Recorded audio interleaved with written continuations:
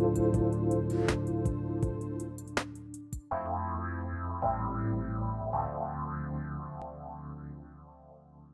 morning, everyone. Good morning, good morning, good morning. Yes, your eyes are not deceiving you. I am not Dr. Pat. I am Brittany Miles, host of Miles to Go with Brittany Miles, How to Lose to Gain It All. And I'm in for Dr. Pat today. And the topic of our hour is about grief and grief as a spiritual practice. And grief is not unknown to many of us, especially in this time of COVID.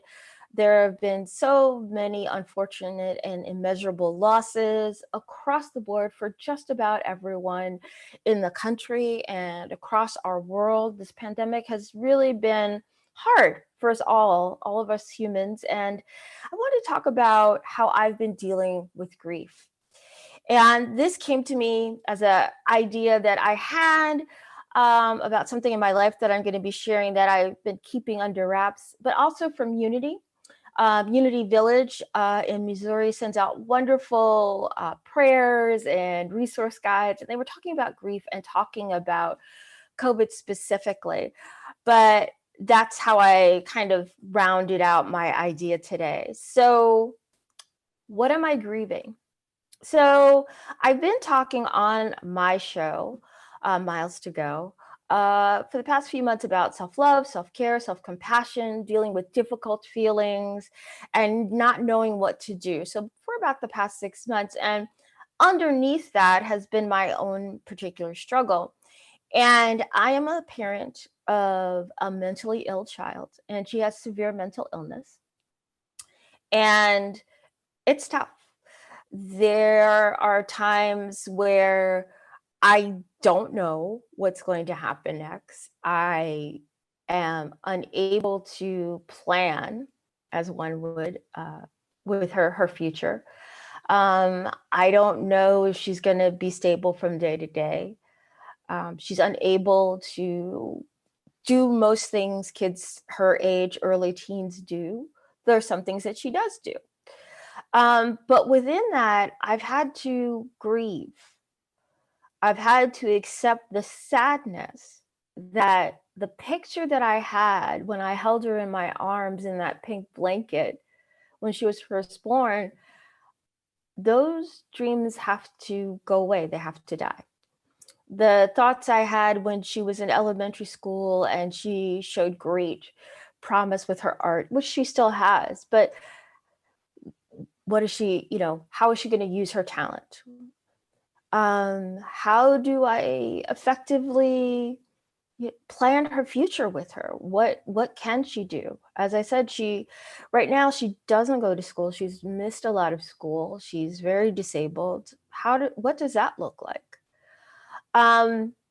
So I've been walking through and wrestling with a lot of those questions, and I wanted to use today's show to kind of use this as a cathartic moment, but also to come out of the shadows, and hopefully my story, my struggles and my triumphs can help support someone else that's out there that has a loved one, whether it be a spouse, a child, niece, nephew, cousin, what have you, that has something similar, because it's difficult. And I think given COVID, I think we as a culture are now turning an eye towards mental health, because the being indoors and losing contact and all that external stuff that we do as humans in terms of building and creating and sustaining community has really changed. So a lot of people are suffering, and a lot of people are suffering in silence. So I want to use this hour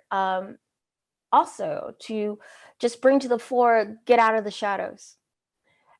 Don't suffer in silence. Mental health is as important as physical health and can have very strong and important bearing on our physical health.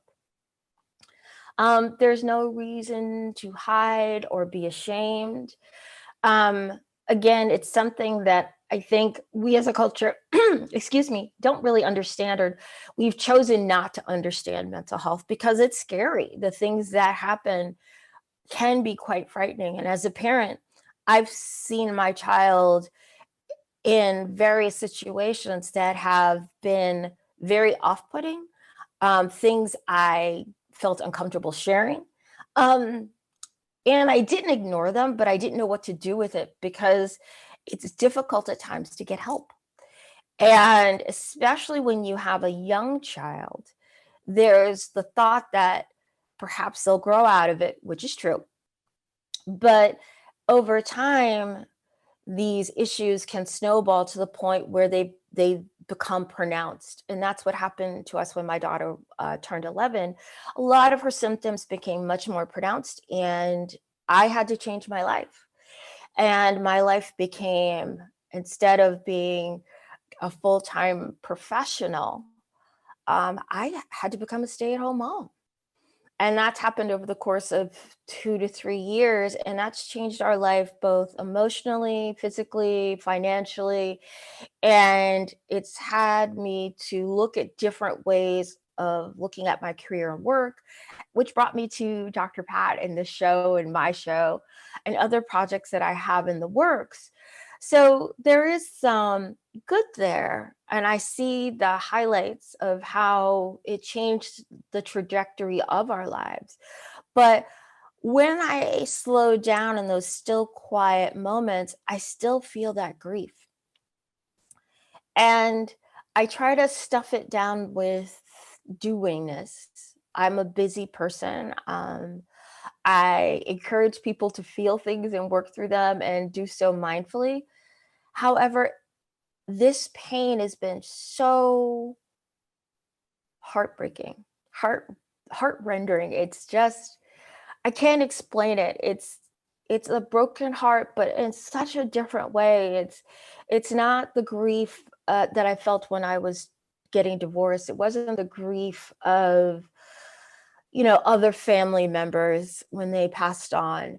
This is just, there's it's the grief of promise, it's the grief of dreams, and the inability to accept what is. And that's a key of mindfulness, which we talk about on my show a lot, is accepting what is. And I have resisted what is at every moment. I have resisted acceptance of this is what our life is today. I have resisted just thinking about what I wanted my child's future to be, the things that I wanted. And I realized in my grief, it's a lot about and that's okay. I am a recovering people pleaser, so I tend to do a lot for others so that I can gain love. And I feel that, something outside of me will make me feel better and I'll gain strength and love and appreciation. But I'm learning from this grief process that I need to take care of me. And I did some lip service, but I've also been doing a lot of work on self-care. But this is, to me, dealing with the grief is a different type of self-care. It's dealing with those really difficult emotions. And there's a lot of pieces to it. It's multifactored, where it's a lot of what I call sticky, icky, ooey gooey places. And you have to open yourself up to that. And there is a softening. And I think grief is that softening agent. It opens you up to that surrender. And that's the core focus of my show, how to lose to gate it all. And I hadn't really used that lens for this pain. So what I want to discuss this hour is maybe how do I open up myself to that softening? How do I open myself up to that pain? So we're going to be talking through acceptance, as I shared before, of what is, how to ask for help, how to get out of the shadows, get out of hiding, and then talking about resources with different support groups like NAMI or Mental Health America or MHA, and different types of coping skills. So I am Brittany Miles, host of Miles to Go with Brittany Miles, How to Lose to Gain It All. And I'm here on the Dr. Pat show, guest hosting today. And we're talking about grief as a spiritual practice. So stay tuned. I'll see you after the break.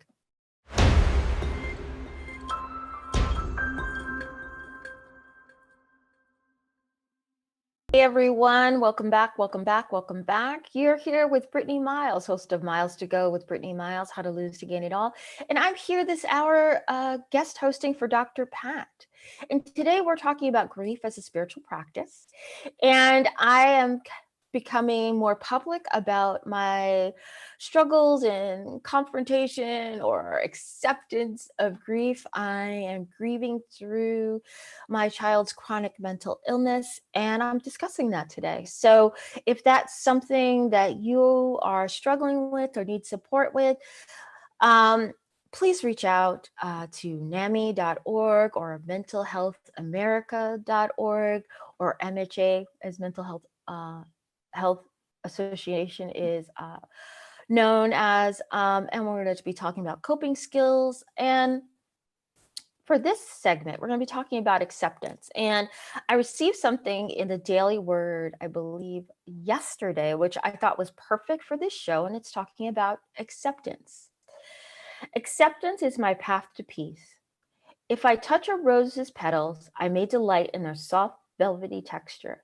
If I hold the bloom to my face, its sweet scent may make me smile. Grasping a rose by the stem and touching the thorns, however, may pierce my skin and cause me pain. The seasons of my life are like the rose, sweet and soft, as well as sharp and prickly. As I seek the rose's beauty and fragrance, so too must I accept its thorns. In my life, I have enjoyed pleasure and plenty, just as just as I have endured hardship and scarcity. Through times of joy and through times of sorrow, I am grateful for the presence of God within and all around me. I accept my life as I accept the rose, from the dewy rosebud to the rose's fullest bloom to the last withering petals. And I think that's a really pretty and strong metaphor, analogy for acceptance, because you have to take, as my mother used to say, the bitter and the sweet. So there's joy and there's sorrow. That's just the balance of our life and nature, right? You have to have a positive and a negative. So acceptance. How do you accept what is? And as a person that really focuses on mindfulness as just a core part of their journey, it's really getting still, focusing on the breath, and just relaxing into the present moment. And whenever that happens, you find that peace, because the power that you have in your life is always within the present moment.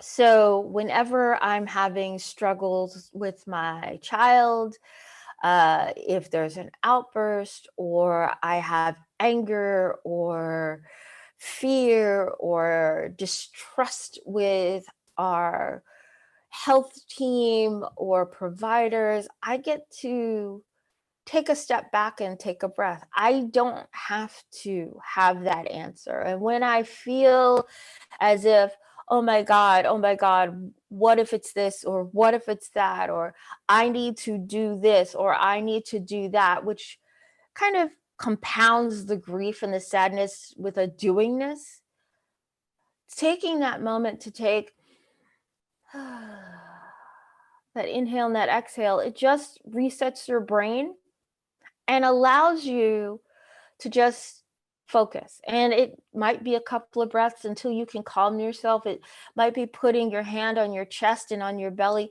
but taking that time just for yourself, just to get yourself to relax. Because otherwise you're in this, oh, what are we going to do? The sky is falling, and you're not able to see what is and what's happening. And once you're able to get into that settled place, you're able to see what's happening, and you can become present to the emotions that you have. And you can decide what you're going to do in that moment or not do. And it's kind of what I call my 3-step process. These are things that I have discovered in different parts of my life that are helpful. And then also many other mindfulness practitioners talk about this. I think for me to work through the grief, especially when those difficult emotions start to well up for me, usually in my chest and my throat, it's just breathing through them. And sometimes I can consciously become aware and deal with them. And other times I'm like, okay, I need to focus here, and I will come back to those emotions and I'll figure out how I want to resolve them. How am I going to get support with someone, like getting counseling for myself? Another part of acceptance is, as I said, with grief, it's mourning the loss of what you thought, your dreams, of what you thought your child or loved one was going to be, and having the ability just to cry through that, or have the anger that through that, about, you know what, you got kind of a crappy deal from life, but also seeing the positives of that, but also dealing with that anger.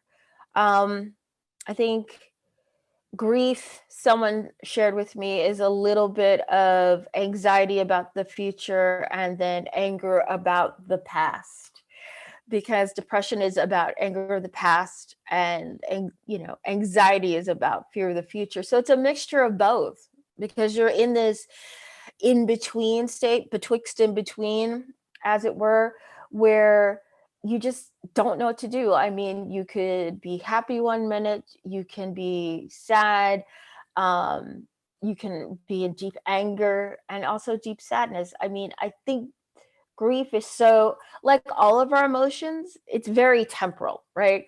It all depends on where you are in that moment, your day, your month, your week, what have you. And sometimes it goes away, and sometimes it gets re-triggered, can go into remission. There's something else that triggers it, and it comes back on you, and it can come in waves.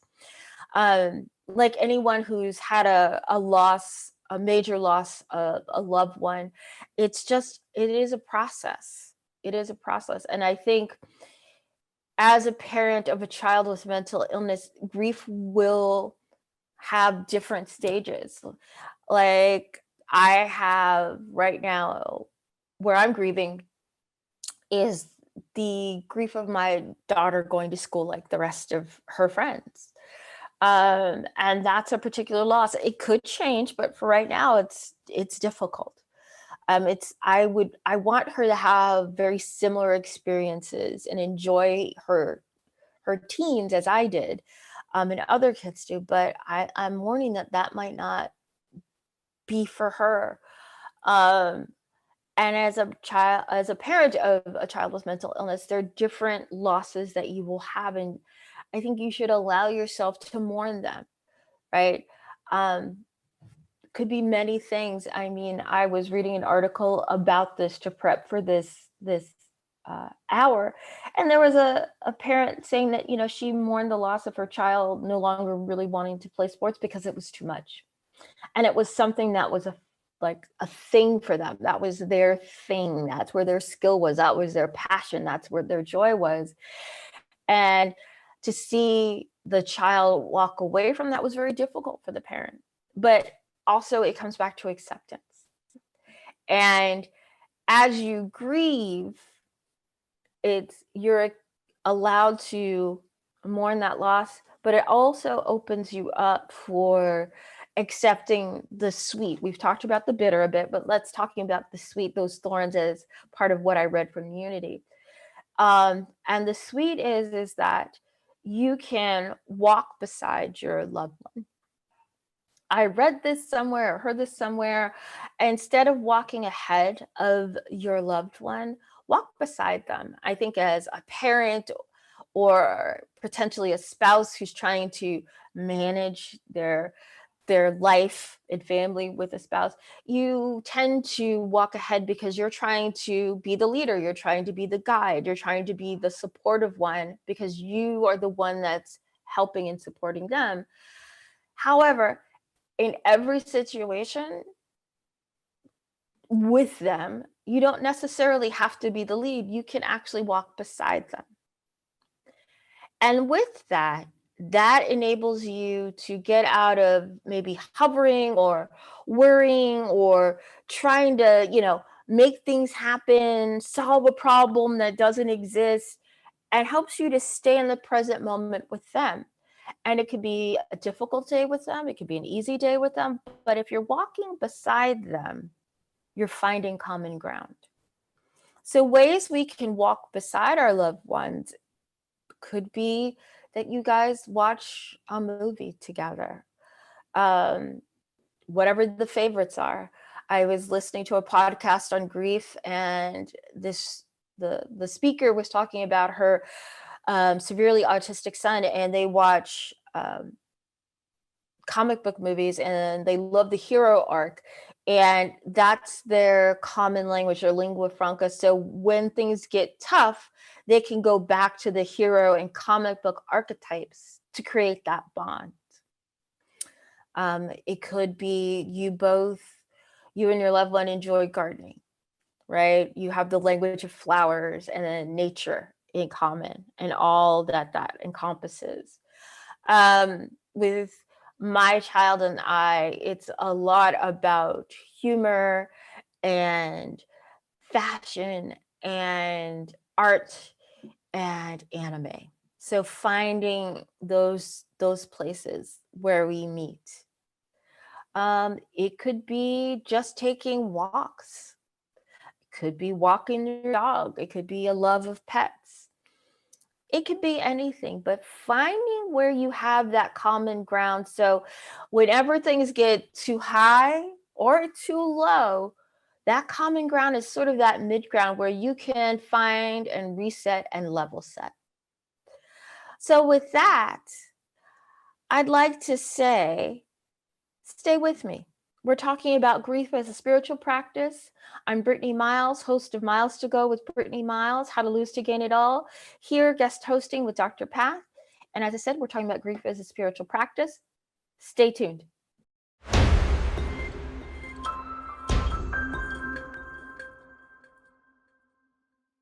Stepping on the intro. Sorry, Benny. This is Brittany Miles on Miles to Go with Brittany Miles, How to Lose to Gain It All. And I am guest hosting for Dr. Pat today. And what we're talking about is grief as a spiritual practice. And I'm talking about my own struggle with grief. I am talking about something that's been super, super personal to me and sharing it with the world, that I am parenting a child with severe mental illness, and I'm struggling with grief with that.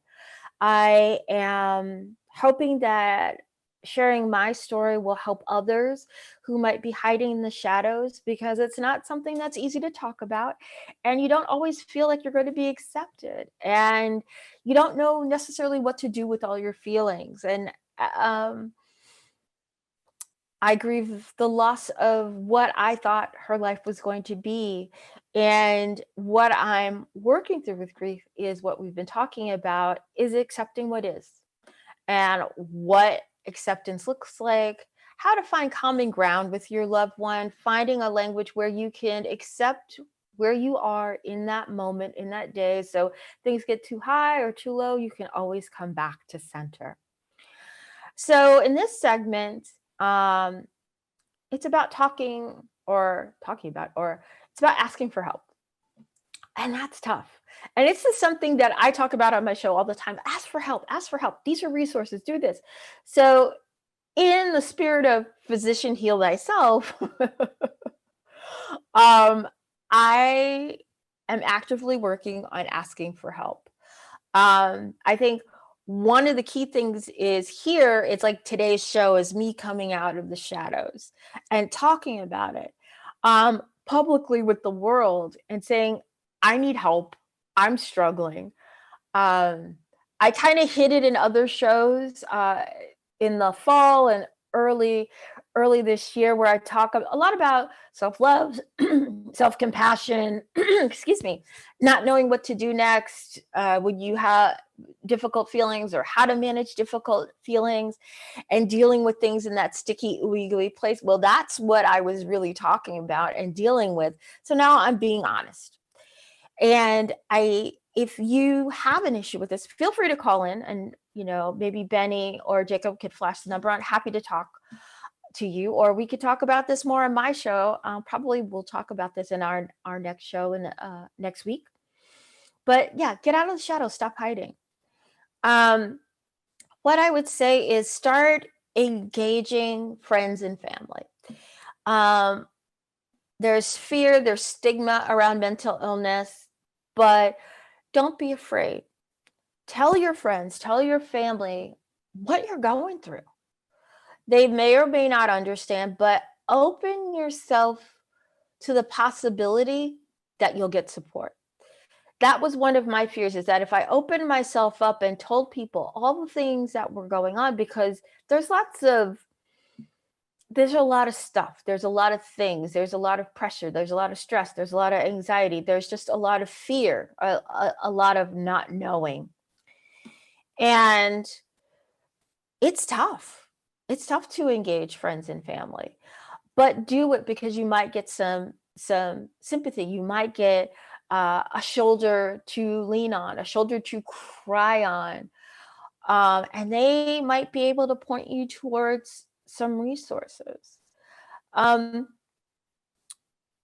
Explore counseling.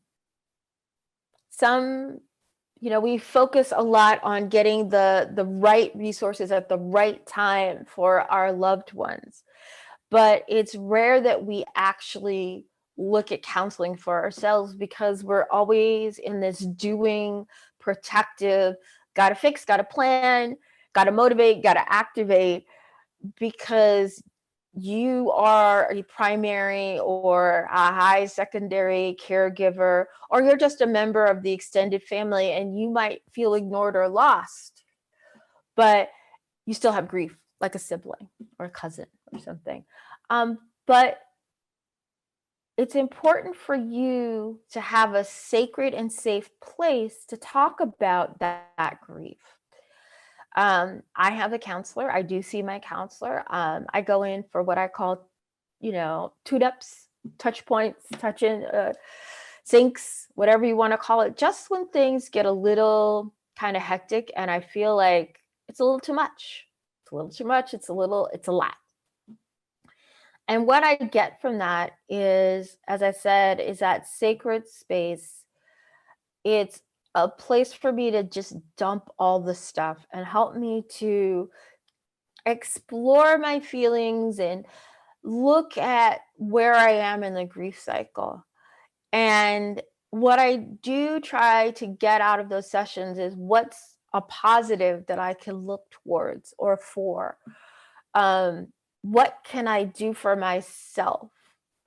And I talk about self-love, self-compassion, self-care, but self-care is looking very different now, where it is for me taking that time to have the time to explore my feelings, but also just having quiet, creating boundaries between myself and my child. Sometimes it can become all consuming, where everyone wants every part of me, but if I don't take care of me, no one else will. I think we all know the analogy of you can't pour from an empty cup. Put your oxygen mask on first. And that's what I'm learning. That's been a really big part of self-care, of just saying to my child, like, this is the time frame. This is what I'm going to do for myself. I need quiet. And within that quiet, it could be me reading social media. It could be reading a book, could be an audiobook. It could be meditation. It could just be staring out the window. Sometimes it's just me walking my dog alone and just looking at nature. It's a lot of things. It's a lot of things. Also looking for support groups. We've been flashing up NAMI.org. They have wonderful, wonderful support groups. You can probably find something in your time zone all around the country. The people there are just like you. They are having similar struggles, similar triumphs, and it's a safe space to share what's going on and have a check-in and a touch point and just learn different coping skills and strategies. Sometimes it's just there a place, if you need to just cry, cry, right? But knowing that there are people in the world that are going through what you're going through, and you can feel like legitimized, like what you're feeling, what you're going through is real and important, and it's also sacred. And you've got an army of millions supporting you. If you are spiritual or religious, there are different groups at NAMI that have a spiritual component. Um, there are, whatever your faith, I'm sure between churches, mosques, synagogues, um, whatever have you. Um, I'm sure there's some sort of support that you could get from your religious leadership, or they could point you someplace. There could be counseling that they could provide to you and your family. Also, going to your physicians, your primary care physicians, they can potentially point you to different support options, as well as your treatment teams, your psychiatrists, your therapists, hospitals. If your loved one has been hospitalized, they can find or help you find support groups. You could try your Health and Human Services um, websites all across the country, I'm sure, have some free or low cost counseling. So those are places where you could look for support. I think the biggest thing here is asking for help. Don't be afraid. There's hope. I just want to leave you with that. There's a lot of hope. So with that, I'd like you to stay tuned, because we'll be talking more about other types of coping skills that you could use in the moment. And I'm Brittany Miles of Miles to Go with Brittany Miles, How to Lose to Gain It All. And I'm here guest hosting for Dr. Pat, and we're talking about grief as a spiritual practice. And I'm going public with my grief. I am grieving for my mentally ill child, and I want to be able to use our story to support others who might have a similar struggle. So stay tuned, and I'll see you after the break.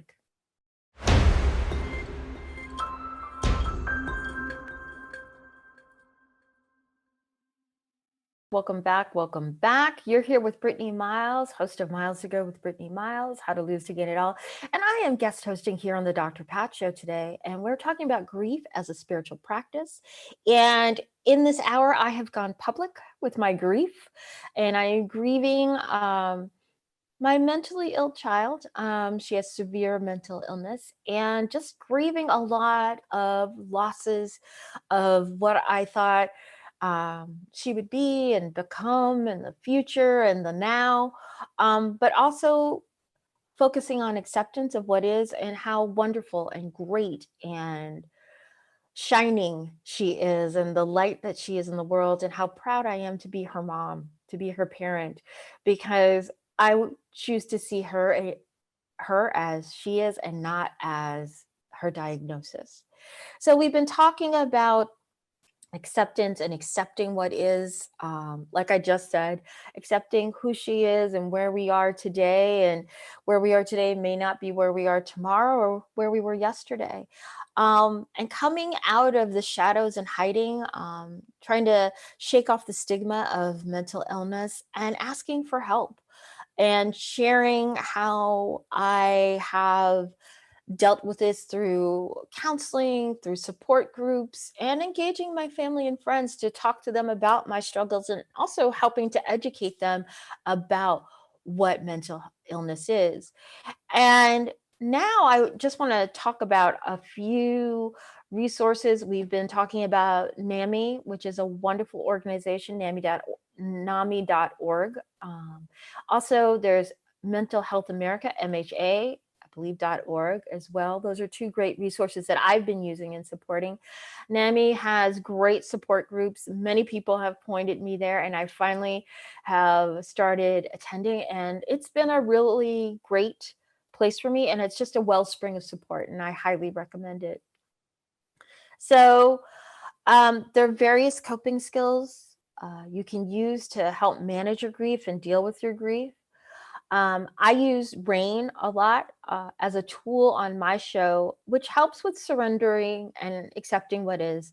And RAIN is a tool that was created by Tara Brach, and it stands for this. R is just recognizing what's going on in that moment for you. Um, A is accepting things as they are.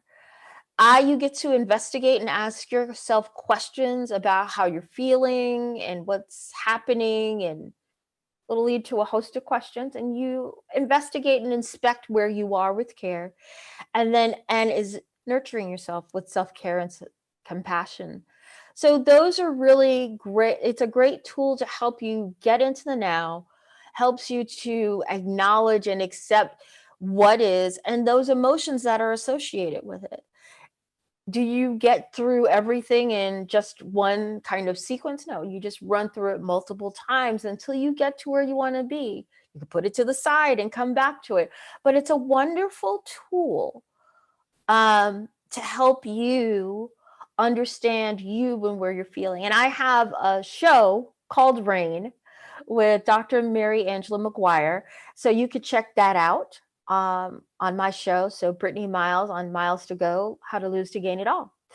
I think other mindfulness practices such as meditation and building a practice, if you only do 2 to 3 minutes a day, helping you to just slow down all the swirl and chaos that is, our monkey mind, finding a way to do that. You could just focus on the breath, the inhale and the exhale. You could use tools such as Insight Timer, which is an app on iOS and Android. And there are various guided and unguided meditations for you. You could use a mindfulness timer. Again, you can find these on iOS and Android that just have a bell that rings either on the half hour or the hour or whatever schedule you want. And in that moment, once that bell dings or chimes, you just take a breath, inhale and exhale, and it grounds you in that present moment.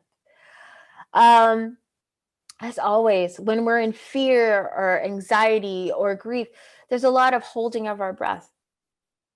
So taking a time just to inhale and exhale, and that's, as I've been saying, just a meditation in and of itself. You could put your hand on your chest, your hand on your belly, close your eyes, or just lower your eyes and just focus on something out in the distance and just slow down. You don't have to always be doing something. You don't have to always have a solution. You don't have to just be in charge. Try to just relax and take care of yourself.